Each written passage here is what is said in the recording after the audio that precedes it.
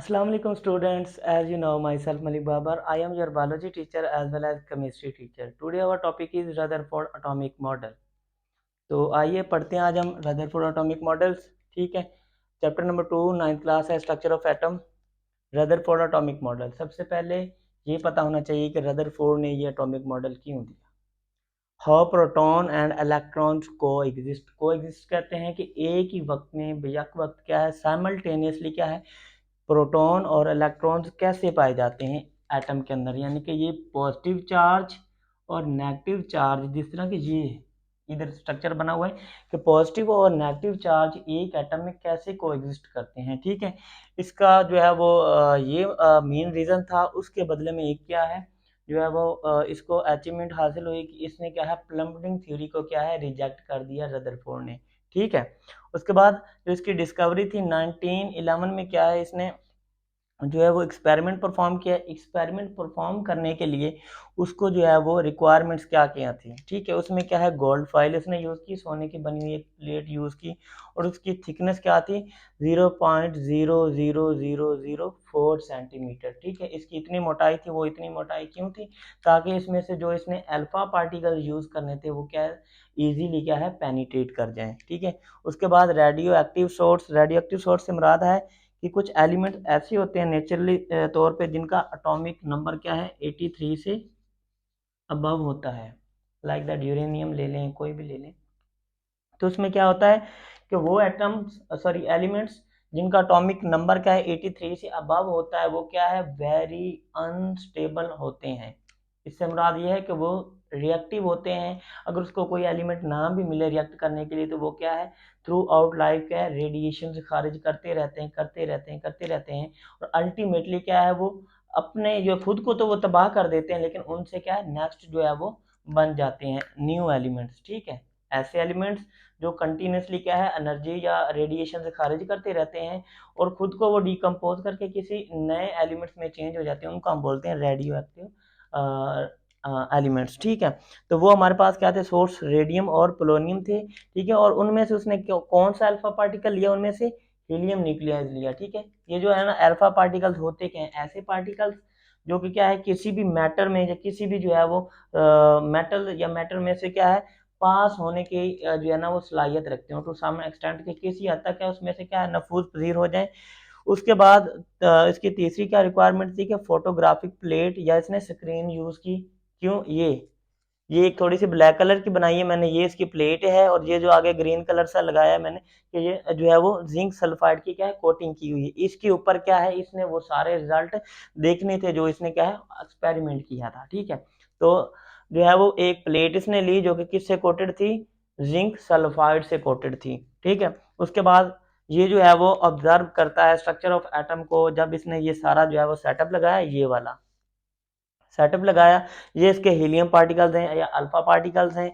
ये gold foil पड़ी, बस दो बनाई है, ज़्यादा नहीं बनाई कि जगह थोड़ी थी। ठीक है, तो ये इसने क्या है, गोल्ड फॉइल बनाई, और जब इसने क्या है यहाँ से क्या है, बम्बार्डमेंट की अल्फा पार्टिकल्स की, तो इसमें से तकरीबन कुछ जो थे वो क्या है, डिफ्लेक्ट हो गए, यानी थोड़ा सा अपना रास्ता चेंज कर लिया, और कुछ उनमें से थे कि उन्होंने अपना रास्ता क्या है, बैक मोड़ लिया। ठीक है, रीबाउंस्ड हो गए, यानी कि वापस मुड़ा है।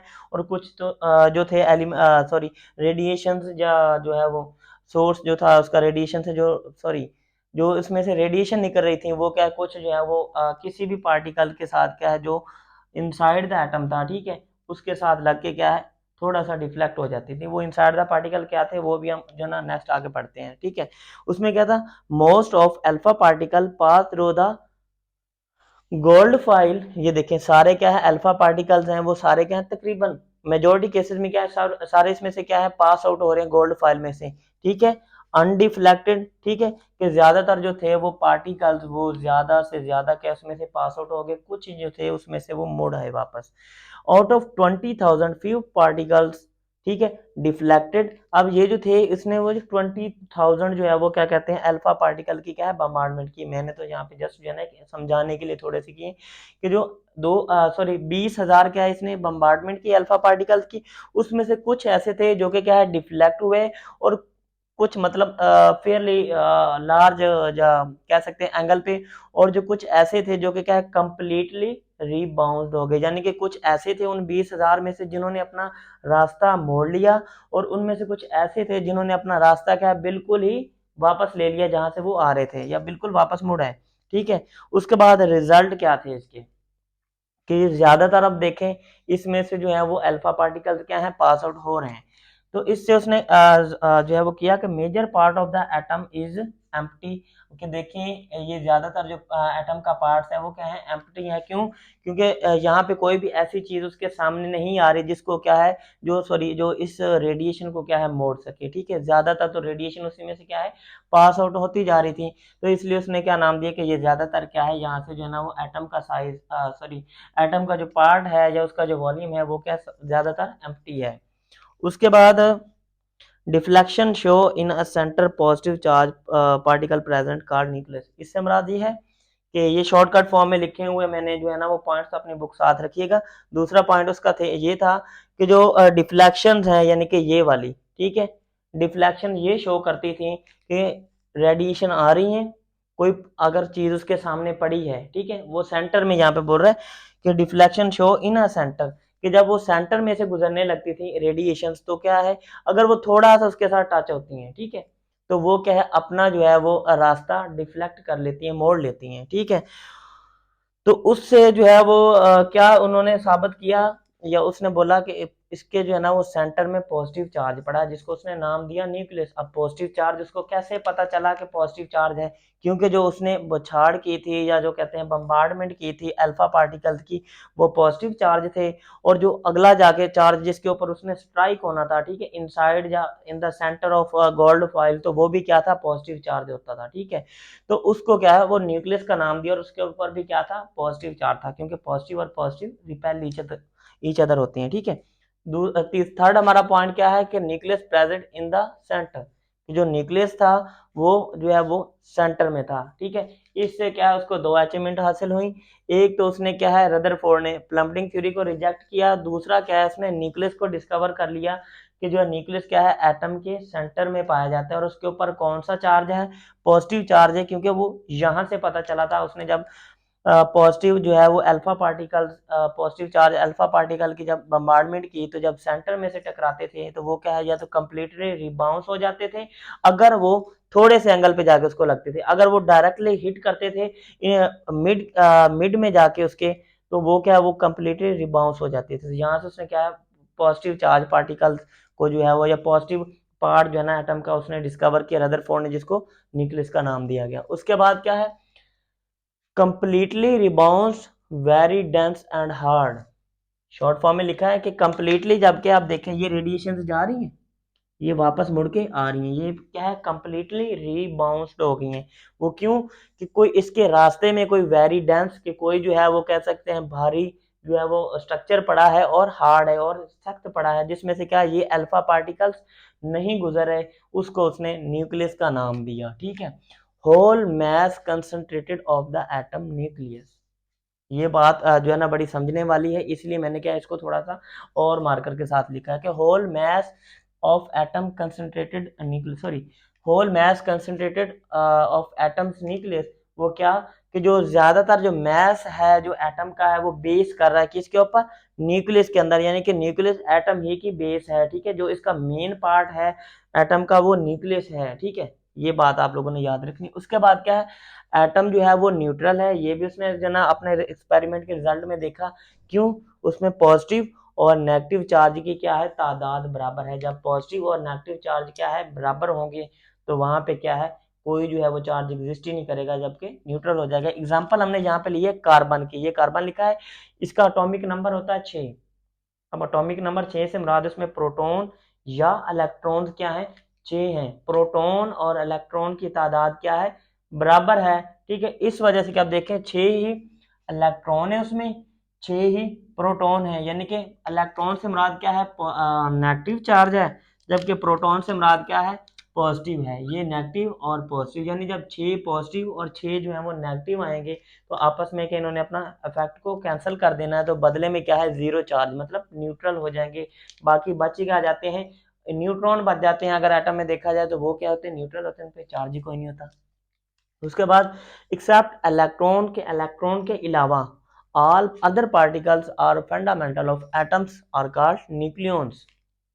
इससे मुराद क्या है कि इलेक्ट्रॉन के अलावा, ठीक है, क्योंकि इलेक्ट्रॉन उसके मिड में नहीं पाया जा रहा था, ठीक है, इसलिए उसने क्या बोला कि except electrons all particles are the fundamental of atoms are called nucleons. ठीक है, कि जो बेसिक जो है उसने पार्टिकल्स लिए या उसने जो है वो ऑब्जर्व किया, यानी कि न्यूक्लियस ही कोई बोल रहा है जो उसका न्यूक्लियन कहलाता है, या न्यूक्लियस के अंदर जो जो पार्टिकल्स पाए जा रहे हैं, ठीक है, कि एक्सेप्ट इलेक्ट्रॉन, इलेक्ट्रॉन के अलावा जितने भी उसने जो है वो डिस्कवरी में देखा, तो वो सारे उसके क्या थे, न्यूक्लियॉन्स थे, यानी कि वो उसके मेजर पार्ट थे। उसके बाद है electron revolve around the nucleus simply, जिस तरह के ये बनाया है मैंने, जो है वो ब्लैक ब्लैक कलर के वैसे ही शो किए कि ये रिवॉल्व कर रहे हैं। अब ये जो है वो सेंटर में क्या है, उसका न्यूक्लियस है, पॉजिटिव चार्ज है, ये जो ब्लू ब्लू से लगाए हैं ये इलेक्ट्रॉन्स हैं। अब इलेक्ट्रॉन्स क्या है, रिवॉल्व अराउंड द न्यूक्लियस के, न्यूक्लियस के क्या है, इर्द गिर्द क्या है, चक्कर खा रहे हैं, या अपने जो वो मदार के गिर्द क्या है, घूम रहे हैं। यहाँ पे अभी जो है ना इसमें ऑर्बिट वगैरह जो है वो, जिसको वैलेंस शेल बोलते हैं, अभी तक इसमें जो है ना वो एटम के स्ट्रक्चर में ये नहीं जो है वो इंट्रोड्यूस या जो है वो ऑब्जर्व किया गया था कि इसमें वैलेंस शेल भी पाए जाते हैं। ये एक सिंपल सा था इसका जो है वो। उसके बाद एक्सपेरिमेंट डायग्राम ये हम देख लेते हैं। इसमें यही था कि इसकी जो गोल्ड फॉइल की थिकनेस थी, ठीक है, वो 0.0004 सेंटीमीटर थी। उसके बाद इसमें कुछ डिफेक्ट्स देखे गए कि इसके नकाइस क्या थे। इसमें जो है ना according to classical theory radiation, जो इलेक्ट्रॉन है वो चार्ज पार्टिकल्स है। कौन सा चार्ज है, न्यूक्लियस सॉरी नेगेटिव चार्ज है। तो उसके अकॉर्डिंग क्या है, ये कंटिन्यूसली क्या है, एनर्जी को क्या है, रिलीज करता है या इमिट करता है। यानी कि अब देखें जिस तरह के अब ये इलेक्ट्रॉन थे, या यहाँ पे ले लें, ये क्या है, अब इसके इर्द गिर्द क्या है, घूम रहे हैं। अब इसके पास चार्ज है, ठीक है, ये जब घूमता रहेगा एट द एंड, जब इसके पास चार्ज खत्म हो जाएगा, इसके पास इसकी जो है वो पावर या क्या है, इसकी जो एनर्जी है वो खत्म हो जाएगी, तो इसको अल्टीमेटली चाहिए कि वो क्या है, न्यूक्लियस में क्या कर दे, फॉल कर जाए। ठीक है, क्लासिकल थ्योरी के मुताबिक क्या, इलेक्ट्रॉन कंटिन्यूसली एनर्जी इमिट्स, ठीक है, या release and ultimately fall into the nucleus. उसके बाद जो सेकंड इसका जो है वो डिफेक्ट था, if electrons emit energy continuously, अगर क्या है कि इलेक्ट्रॉन्स मुसलसल क्या है एनर्जी खारिज कर रहा है, तो उसको चाहिए कि वो कंटिन्यूस स्पेक्ट्रम बनाए।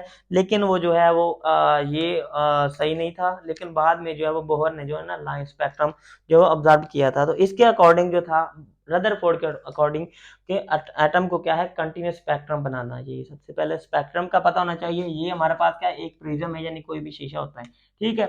अब ये हमारे पास लाइट आ रही है। लाइट क्या है, जो फोटोन है वो कम्बिनेशन है 7 कलर का, ठीक है। तो जो हमारे पास जो है ना वो स्पेक्ट्रम दो तरह के होते हैं, एक होता है कंटिन्यूस और एक होता है लाइन स्पेक्ट्रम। अगर देखें, अगर हमारे पास है कंटिन्यूस स्पेक्ट्रम, तो ये जो है ना वो डिफरेंट जो है ना वो लाइट बना ली, यानी कि हमारे पास 7 कलर्स होते हैं, तो ये समझ लें 7 ही है। जो कंटिन्यूस होगा हमारे पास क्या स्पेक्ट्रम, उसमें जो होंगे ये 2 कलर हैं या कोई भी दो कलर हैं, उनको हम जो है वो डिफ्रेंशिएट नहीं कर सकते। आया यानी कि इसमें रेड है या वो ब्लू है, यानी वो दोनों ही क्या है, एक जैसे ही नजर आएंगे, ठीक है। और जो हमारे पास होगा लाइन स्पेक्ट्रम, उसमें क्या है, यानी कि एक, यानी कि कोई इसमें क्या है जो है ना वो लाइन आ जाती है, या क्या है उसमें जो है वो हम उसको डिफ्रेंशिएट कर सकते हैं कि आया ये कलर कौन सा है और आया ये कलर कौन सा है। कंटिन्यूस में क्या है कि हम उसमें डिफ्रेंशिएशन नहीं कर सकते कि कौन सा कलर यहाँ पे जो है वो इल्यूमिनेट हो रहा है और ये कौन सा कलर नहीं हो रहा, वो सारे मिक्स हो जाते हैं। लेकिन लाइन स्पेक्ट्रम में क्या होता है कि वो जो कलर्स हैं वो वहाँ पे क्या है, अपनी अलग अलग क्या है अपीयरेंस शो करते हैं। तो इसके अकॉर्डिंग ये था जो है रदरफोर्ड के अकॉर्डिंग। और जो कुछ साइंटिस्ट थे जो है ना वो इसके जो है वो एटॉमिक मॉडल पे क्या है जो है वो डिसएग्रीड थे कि ये इस तरह नहीं होना चाहिए, इसके लिए क्या है कुछ और जो है वो एटॉमिक मॉडल होना चाहिए। क्यों, इसके अकॉर्डिंग जो है ना साइंटिस्ट ने जो है वो कुछ क्वेश्चन किए कि एटम को जो है वो कोलैप्स हो जाना चाहिए, वो कैसे होता है, ठीक है, एटम कैसे स्टेबल है। तो वो जो है वो इसको जो है ना वो नेक्स्ट क्या है फर्दर जो है वो रदरफोर्ड के एटॉमिक मॉडल को क्या है करेक्ट करने वाला बंदा, बोहर एटॉमिक मॉडल था, वो क्या था नेक्स्ट हम जो है लेक्चर में पढ़ेंगे। तो आई होप कि आप लोगों को समझ आ गई होगी। दुआ में याद रखिएगा। अस्सलाम वालेकुम।